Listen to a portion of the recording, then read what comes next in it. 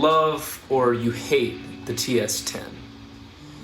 Now, the general consensus is that the TS808, the original unit, is the best sounding one, but the TS10 has been used by artists such as Stevie Ray Vaughan and John Mayer, and they're known for having some of the best tones in their respective genres. So today I'm going to be shooting out this late 80s TS10 pedal for you compared to my reissue TS808, and we're going to see which one sounds better.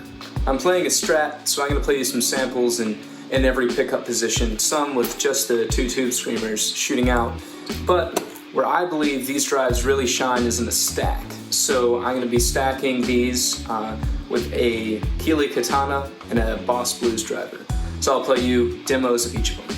So let's get started.